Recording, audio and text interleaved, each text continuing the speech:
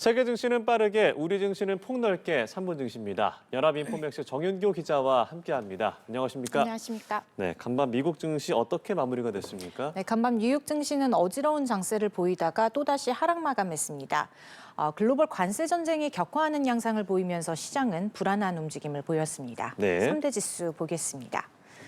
다우지수는 전장보다 1.55% 급락하면서 장을 마쳤습니다.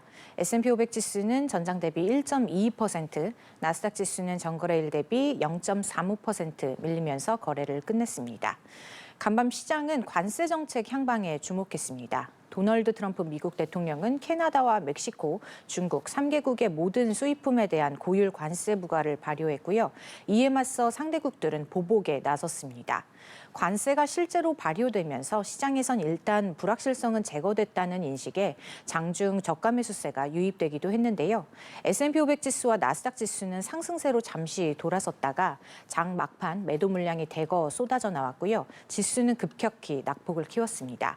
월가 공포지수로 불리는 시카고 옵션 거래소 변동성 지수는 3.3% 급등하면서 작년 12월 이후 최고치로 치솟았습니다. 네, 이 종목별로 흐름도 짚어보도록 하겠습니다. 관세 전쟁으로 인해 피해가 우려되는 종목들이 대거 하락했다고요? 네, 캐나다와 멕시코에 생산 설비를 둔 미국 자동차 업계 빅3의 주가는 일제히 내려앉았습니다. 예. 제너럴 모터스와 스텔란티스는 각각 4.5% 안팎 밀려났고요. 포드는 3% 후퇴했습니다.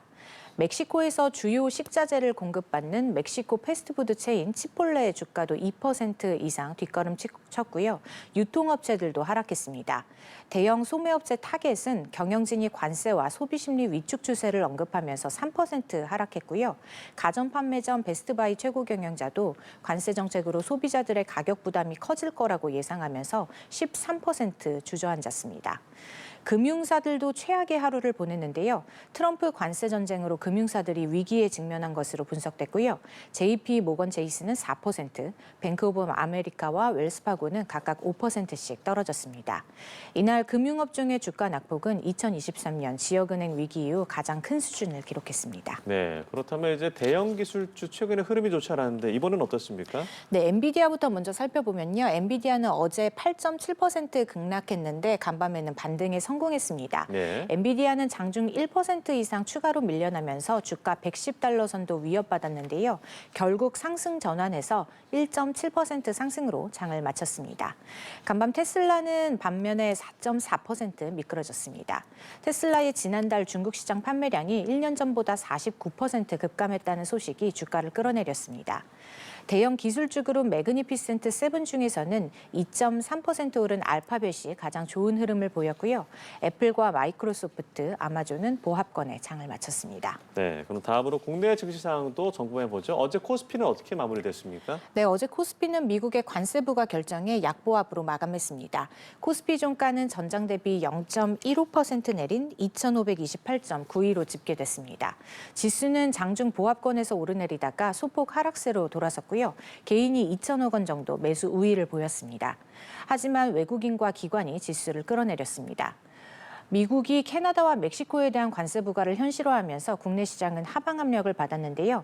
앞서 지난주 금요일 코스피가 크게 빠진 만큼 이날 낙폭은 제한됐고요. 조선주와 방산주도 급등하면서 지수를 떠받쳤습니다.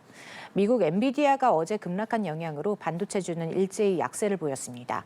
SK하이닉스는 2.2%, 한미반도체는 3.5% 빠졌고요. 삼성전자는 보합으로 장을 마감했습니다.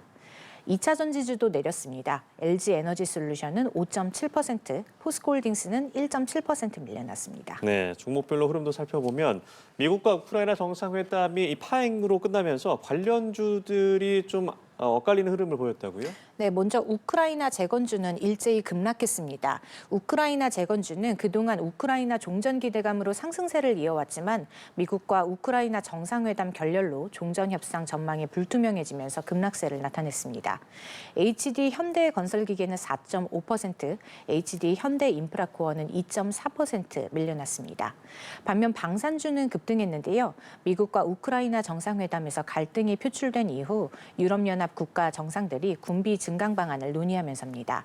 한화 에어로스페이스는 18% 튀어오르면서 장을 마쳤고요. 하나오션은 1.5%, 현대 로템은 11% 치솟았습니다. 한편 조선업종도 강세였는데요. 안덕근 산업통상자원부 장관이 미국 고위 당국자들과 만나 조선업 협력과 관련한 대화를 나눈 것으로 전해지면서입니다. HD 현대중공업은 6%대, HD 한국조선해양은 10%대로 급등했고요. 하나오션은 4.5% 상승했습니다. 네, 오늘 말씀 여기까지 들어보죠. 3분 증시 연합인포맥스 정윤교 기자와 함께했습니다. 고맙습니다. 고맙습니다.